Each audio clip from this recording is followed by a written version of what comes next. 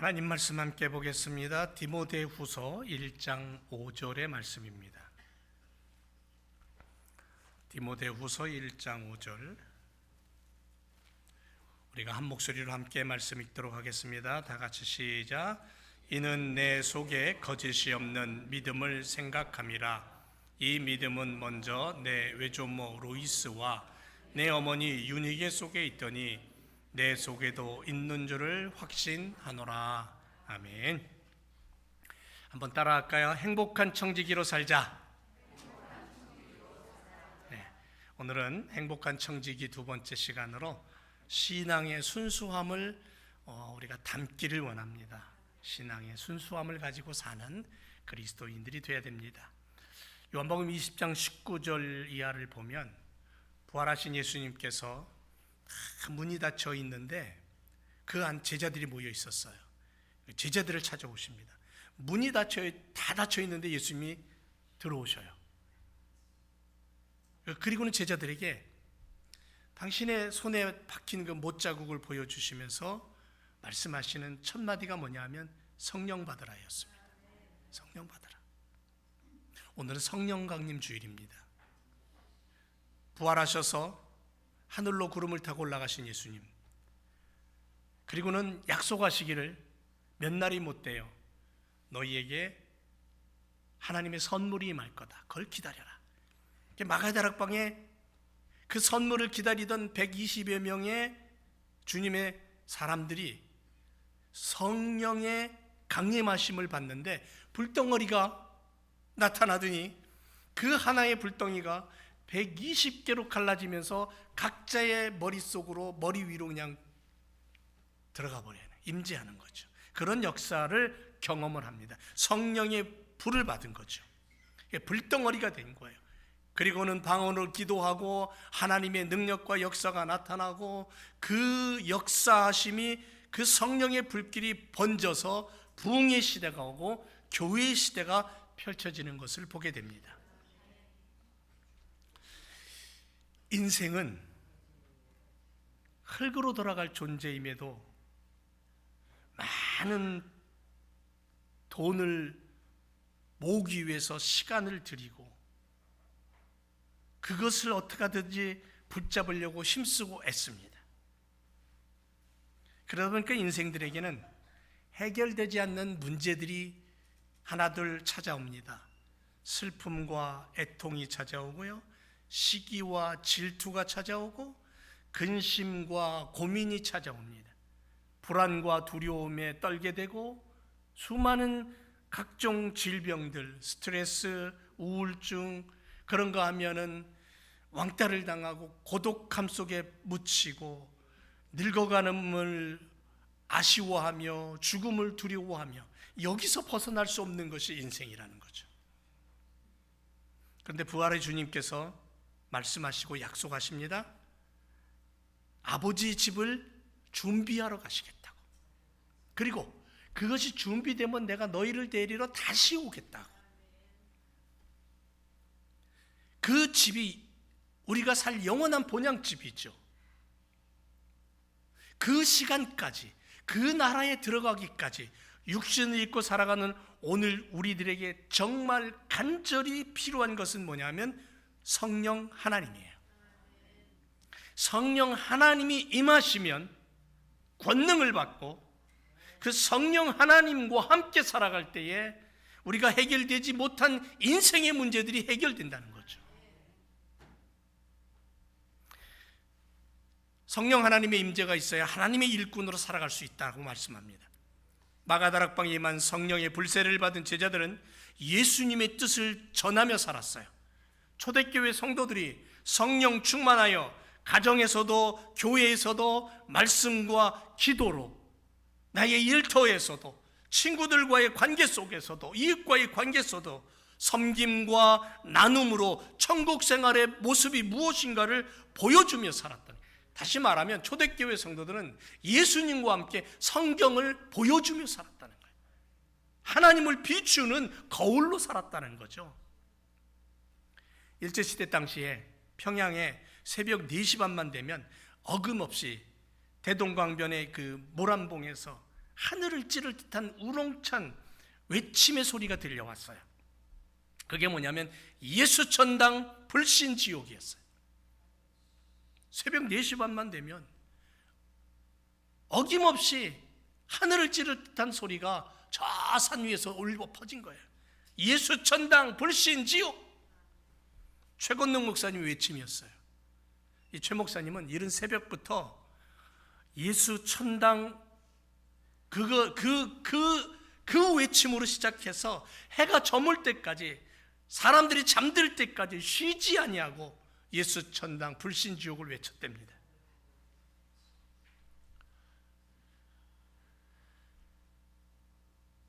예수천당 불신지옥을 멈출 때는 뭘 했냐면 찬송을 불렀대요.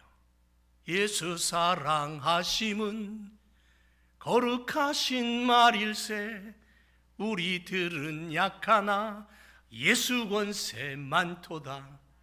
어느 날 최 목사님이 평양 시내에 전도하고 다녔는데 일본 헌병 한 사람이 말을 타고 지나가고 있었어요.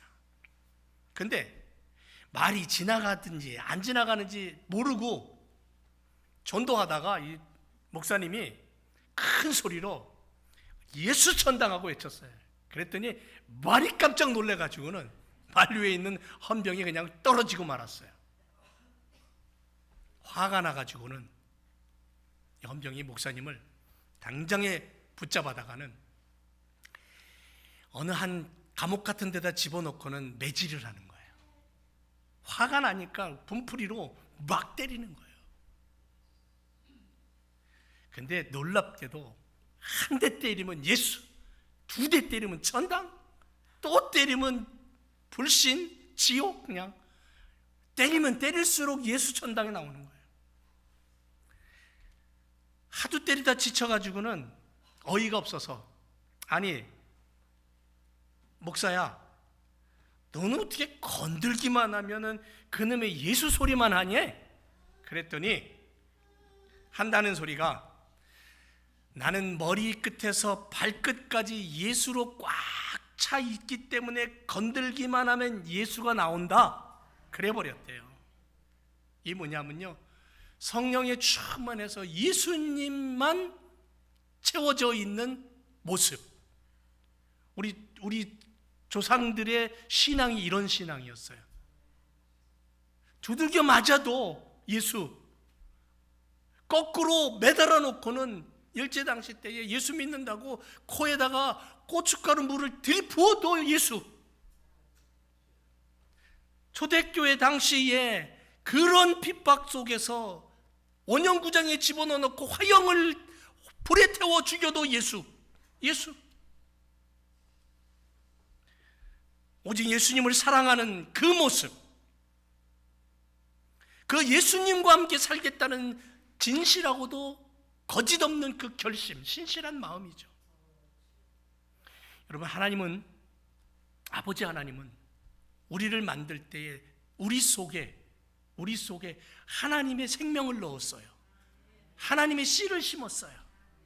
하나님의 자녀 삼으셨어요. 그리고는 타락한 우리들을 향해서 구원하기 위해 천년을 하루같이 기다리시는 분이에요. 인류를 구원하고자 하시는 러브스토리, 수천 년을 이어오는 러브스토리가 성경 안에 있어요.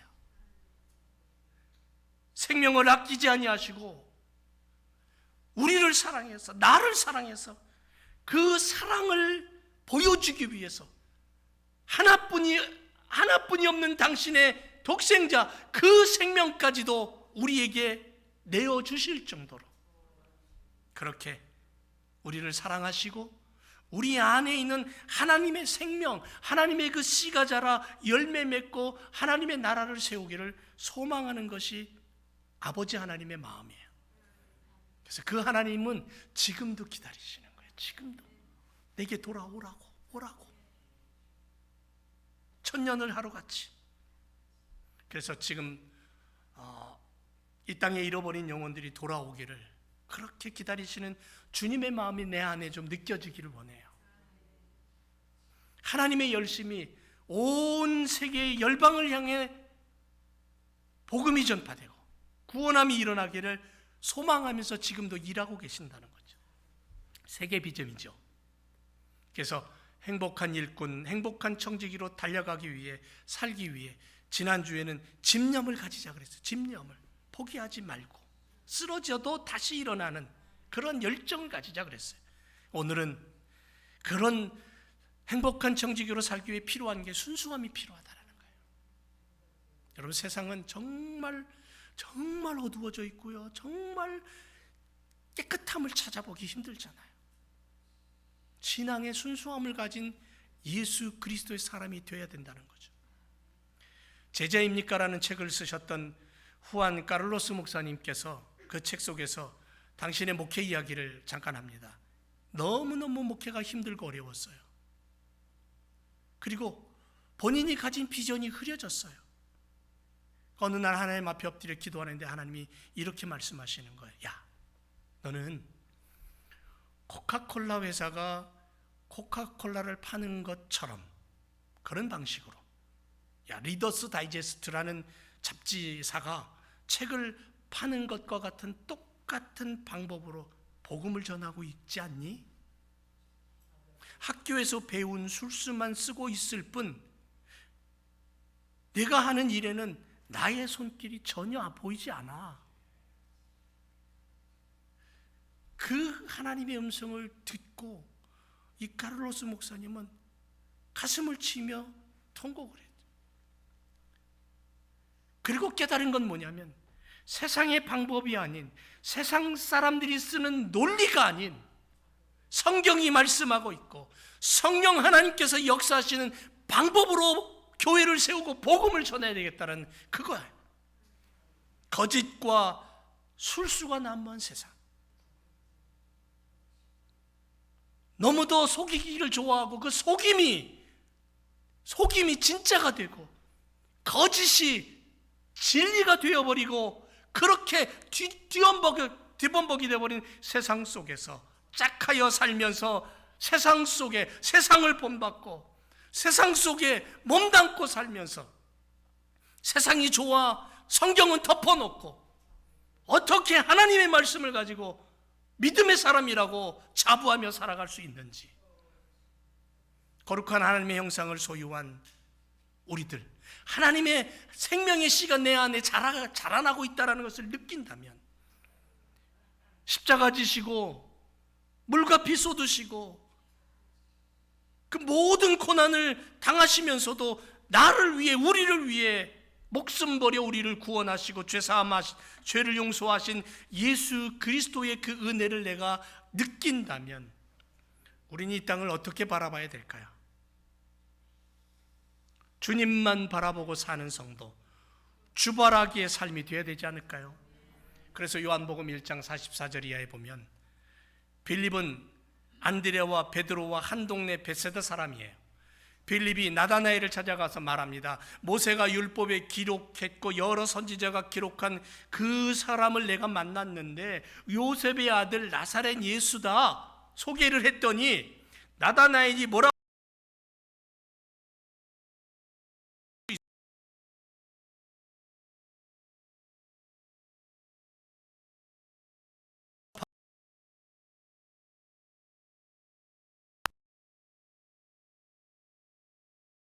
자기에게 오는 것을 보시고는 그 나다나엘을 향해서 뭐라고 말씀하는 줄 아세요? 보라, 이는 참으로 이스라엘 사람이다. 그 속에 간사함이 없다. 그렇게 말해요. 여러분, 여기서 얘기하는 간사함이라는 단어가 무슨 뜻이냐면 하나님을 만나지 못한 옛 시대에 속한 사람을 얘기하는 거예요. 옛 사람, 죄 속에 있고 어둠 속에 파묻혀 있는 사람, 하나님이 없이, 구원함이 없이 살아가는 인생, 야곱의 이름이 바로 그런 간사함의 이름이었어요. 그런데 야곱이 이스라엘이 되잖아요. 이스라엘이 됐다는 건 뭐냐면 하나님을 만났다는 거예요. 하나님을 경험했다라는 거예요. 간사함을 소유한 사람은 거짓된 모습으로 하나님이 없는 인생을 살아가지만 진실한 사람은 하나님을 가지고 하나님을 기억하고 하나님을 인정하는 그러한 삶을 살아간다는 거죠. 나다나엘을 보면서 참 이스라엘 사람이라 그랬어요. 그 속에 간사함이 없다 그랬어요. 여러분, 나다나엘이 죄가 없다는 얘기가 아닙니다. 나다나엘 속에 죄가 없어서 거룩하고 깨끗하고 순수하다, 그런 얘기가 아니에요. 그 마음이 진실하고 깨끗해서 순수함을 간직하고 하나님을 찾기를 갈망하는 그 마음을 예수님 보신 거예요. 여러분, 언젠가도 이런 말씀 드렸습니다. 나는 서구의 오랜 풍습 중에 하나가, 어머니가 시집 갈 때 딸에게 선물을 하나 하는 게 있었어요. 그게 뭐냐면 진주 목걸이를 선물합니다. 여러분, 진주 목걸이, 진주라는 것이 어떤 별명이 붙어 있는 줄 아세요? 진주라는 별명은 뭘로 불리냐면요, 얼어붙은 눈물이라는 별명을 갖고 있어요. 얼어붙은 눈물. 왜 이 진주를 딸에게, 시집가는 딸에게 선물을 하냐 하면 이런 이유 때문입니다. 결혼 생활을 하면서 눈물을 흘려야 되지만 인내해야 되는 여인의 그 소중한 그 삶, 그걸 하나를 교훈하려는 거고, 또 하나는 뭐냐면 그 눈물을 흘림에도 불구하고 그 눈물 속에서 피어나는 고귀함의 그 사랑, 그것을 격려하고 싶은 거예요. 결혼 생활이 이만큼 힘들다는 거예요. 동양도 서양도 마찬가지로. 근데 진주가 어떻게 생기냐면요, 그냥 생기는 게 아니에요. 굴 속에 모래알이 들어옵니다. 근데 모래알이 들어와서 그 모래알을 그대로 두면 어떻게 되냐면요, 그 굴이 모래알 때문에 죽어요. 그러면 어떻게 해야 되냐면, 살기 위해서 어떤 방법을 취하냐면 자기 속에 있는 뭔가 특수한 성분을 내뿜어요. 낙하라는 겁니다. 이 물질이 나오면서 모래알을 감싸 안는 거예요. 수개월 또는 수년의 시간에 걸쳐서 감싸고 또 감싸고 감싸면서 생긴 게 뭐냐면 아름다운 진주, 알이 생기는 거예요. 우리 인생도 마찬가지 아닙니까? 고통은 그냥 오지 않습니다. 고통 속에서 어떻게 반응하느냐에 따라서 우리의 인생이 진주가 될 수도 있고 병이 되어 죽을 수도 있다는 거죠. 하나님께서는 우리 모든 그리스도인들에게 하나님의 인내와 하나님의 보물인 생명을 그 안에 넣어줬어요. 다시 말하면 하나님이 보실 때에 저와 여러분은 값진 진주보다도 더 값지고 소중한 그러한 존재라는 거예요. 잠언 17장 3절에 보면 도가니는 은을, 풀무는 금을 연단하지만 여호와는 마음을 연단한다 그랬어요. 이 마음, 하나님이 부어넣어 주신 그 하나님의 생명이 들어있는 순수함은 편안한 삶에서 나오는 게 아니라 고난 속에서도 믿음을 가지고 하나님의 나라를 꿈꾸며 소망 가운데 살아가는 꽃을 피우는 그러한 신앙의 모습을 통해서 바로 이 순수함이라는 것이 생겨난다는 거예요.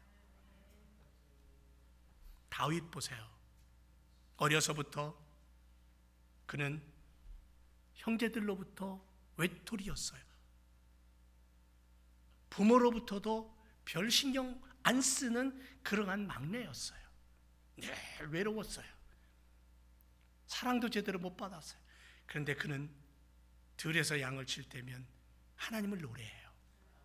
깜깜한 밤에 아무도 없지만 하나님을 노래해요. 왕이 되겠다고 기름을 부었어요. 그런데 그는 그 즉시로 왕이 된 게 아니라 많은 시간을 왕이 되기 위해서 도망다니고 피를 흘리고 수많은 역경을 겪었어요. 하지만 교만하지 않았어요. 왜?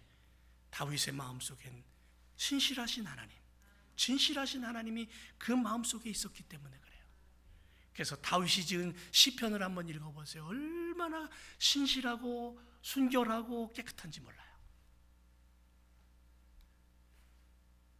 사울왕이 그렇게 자기를 죽이겠다고 쫓아다녀도 하나님이 세우는 왕인데 내 손으로 죽일 수 없다고 여러 번 죽일 기회가 왔음에도 손을 대지 않는 그러한 하나님을 먼저 생각하는 진실한 사람, 순수한 사람이었다는 거죠.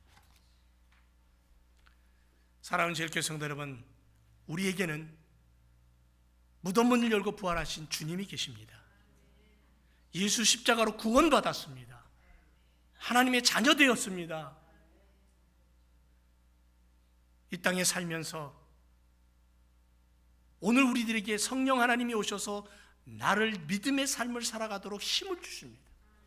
그러므로 오늘 우리에게 정말 잊어버리지 말아야 될 건 뭐냐면 하나님이 주신 그 순수함, 믿음의 삶을 우리는 놓치지 않고 살아야 될 줄로 믿습니다. 그렇다면 신앙의 순수함이란 어떤 모습이냐면요, 하나님 관계의 핵심이래요. 산상수훈에서, 마태복음 5장에서 7장 산상수훈에서 예수님이 마음이 청결한 자는 복이 있나니 어떻게 한다? 하나님을 본다 그랬어요. 마음이 깨끗한 자는. 이건 도덕적인 깨끗함을 얘기하는 거 아니에요. 하나님 앞에서 거짓 없는 진실한 마음, 오염되지 않은 마음. 그렇다고 우리가 오염 안 됩니까?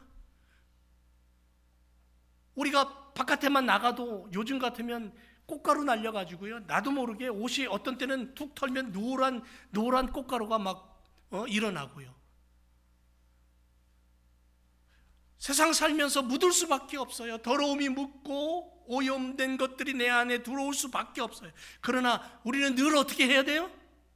나의 순수함을 지키기 위해서, 하나님과의 관계 속에서 그 관계가 틀어지지 않기 위해서 어떻게 해요? 늘 십자가 앞에 엎드리잖아요. 늘 십자가 앞에 엎드려서 나의 연약함을 내어놓고 주님 앞에 회개하고 고백하고. 만약에 얼마 전에 장로님이 저 뒤에 가서 그 밭에다가 거름을 주셨어요. 근데 이 거름이 퇴비가 섞여 있는 거름이라 고약한 냄새가 납니다. 그러면 거름을 준 사람이 내 몸에 막 묻게끔 거름을 줍니까? 아니죠. 조심스럽게 주죠. 그리고는 다 주고 나서는 어떻게 해요? 또 털어요. 몸 털어요. 탁탁 털고. 그리고는 교회로 들어왔습니다. 냄새 나요, 안 나요? 냄새 나죠. 당연히 냄새 나죠. 이게 우리들의 모습입니다. 그런데 어떤 사람은 우리 말고 저쪽 동네 가면요, 이런 사람이 있습니다. 자기에게 묻은 오물을 그냥 그대로 가지고 와서 내 옆에 있는 다른 사람 앞에서 털어대요.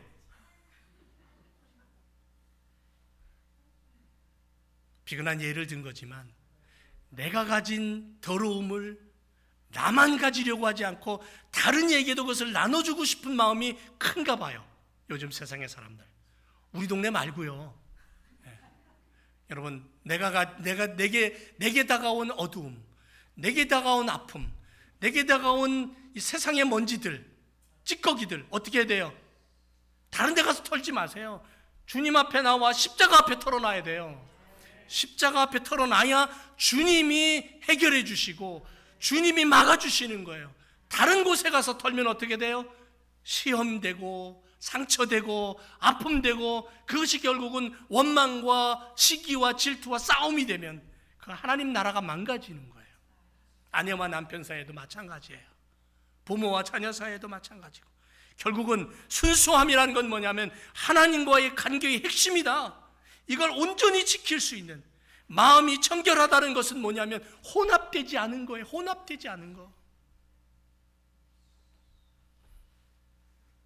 하나님 앞에서 이중적이지 않고 가식되지 않고 성령의 충만함으로 전신갑주로 무장해서 하늘나라 백성다움을 가지고 살겠다라는 그런 결심을 가지고, 그런 열정을 가지고 신실함과 거룩함을 유지할 수 있는 그런 믿음의 삶이 필요하다라는 거죠.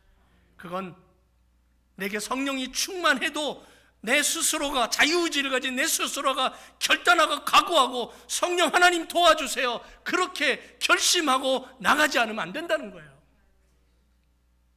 마냥 누워가지고 감나무 밑에서 감 떨어지기를 누워서 입만 벌리고 있어서는 안 된다는 거예요. 그래서 순수함은 하나님과의 관계의 핵심이지만 세상적으로 볼 때는 세상의 가치와는 반대된다는 거예요. 세상은 교묘하게 속이려고 해요. 너무도 계산적이에요. 자기 이익이 우선이에요. 그러나 하나님은 순전함을 기뻐하셔요. 오늘날 많은 사람들이 순수함 얘기하면 유치하다고 얘기해요. 야, 너 유치하다고. 야, 저 유치한 옛날 얘기를 지금도 하냐고 그렇게 치부해 버립니다. 그러나 하나님의 나라의 원리는 거꾸로예요. 하나님은 순수함을 기뻐하시고요. 지금도 찾으시는 사람은 어떤 사람이냐면 하나님의 말씀을 가지고 순수함과 진실함을 가지고 사람을 대하고 살아가는 그러한 인생을 하나님 지금도 찾고 계신다는 거죠. 형들의 시기에 의해서 어느 날 하루아침에 그냥 노예로 팔려버린 사람이 있죠. 요셉입니다.